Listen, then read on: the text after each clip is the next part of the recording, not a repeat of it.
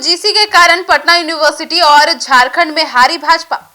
3 points में समझिए पूरी कहानी। नमस्कार, आप देख रहे हैं सिटी पोस्ट लाइव। मैं हूं सृष्टिराज। पटना यूनिवर्सिटी छात्र संघ चुनाव और झारखंड के विश्वविद्यालय चुनावों के नतीजों से सियासी हलकों में नई बहस छेड़ती है।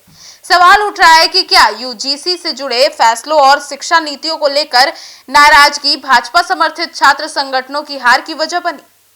पटना यूनिवर्सिटी में 45 साल बाद कांग्रेस समर्थित छात्र संगठन की वापसी और झारखंड में निर्दलीय उम्मीदवारों की जीत ने यह संकेत दिया है कि कैंपस की राजनीति का मिजाज बदल रहा है। अब आपको 3 पॉइंट्स में बताने की बात कही है, तो पहला पॉइंट, यूजीसी और शिक्षा नीतियों को लेकर छात्रों की नाराजगी। जी हाँ, पिछले कुछ वर्षों में यूजीसी द्वारा लागू नई शिक्षा नीति, सेमेस्टर सिस्टम में बदलाव और फीस वृद्धि और स्कॉलरशिप और फेलोशिप से जुड़े नियमों को लेकर कई विश्वविद्यालयों में असंतोष रहा है। छात्रों का एक वर्ग मानता है कि नीतिगत बदलावों से सरकारी विश्वविद्यालयों पर आर्थिक बोझ बढ़ा है। पटना यूनिवर्सिटी जैसे पुराने संस्थान में छात्रों का मुद्दा स्थानीय संविधानों, सुविधाओं और हॉस्टल परीक्षा और कैलेंडर और नियुक्तियों से भी जुड़ा है। विरोधियों ने इस मुद्दे को भाजपा की केंद्र सरकार और उससे जुड़े संगठनों की नीतियों से जोड़कर प्रचारित किया। इससे कैंपस में एंटी इनकम्बेंसी का माहौल बन गया और जिसका असर चुनाव परिणाम में साफ देखने को मिला। वहीं दूसरा पॉइंट आपकी बात करें तो स्थानीय मुद्दों और गठजोड़ की रणनीति। जी हां, पटना यूनिवर्सिटी में 45 साल बाद कांग्रेस समर्थित संगठन की वापसी सिर्फ वैचारिक बदलाव नहीं है, बल्कि रणनीतिक गठजोड़ का नतीजा भी मानी जा रही है। कई छात्र संगठनों ने भाजपा समर्थित उम्मीदवार के खिलाफ एकजुटता दिखाई है। झारखंड में निर्दलीय उम्मीदवारों की जीत भी इसी ट्रेंड को दर्शाती है।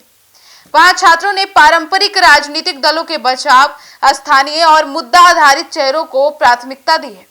इससे यह संकेत मिलता है कि छात्र राजनीति में अब राष्ट्रीय मुद्दों से ज्यादा स्थानीय समस्याएं निर्णायक बन रही है। तीसरा पॉइंट, संगठनात्मक कमजोरी और नेतृत्व संकट। भाजपा समर्थित छात्र संगठन के सामने एक बड़ी चुनौती स्थानीय स्तर पर नेतृत्व को लेकर भी रही। कई जगहों पर उम्मीदवार चयन को लेकर असंतोष की खबरें आई। कैंपस में सक्रियता, छात्र आंदोलनों में भागीदारी और जमीनी उपस्थिति जैसे कारणों में विपक्षी संगठनों ने बढ़त बनाई।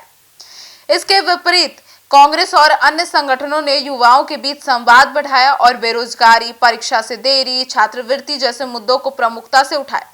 इससे भाजपा समर्थित संगठनों के खिलाफ माहौल बन गया।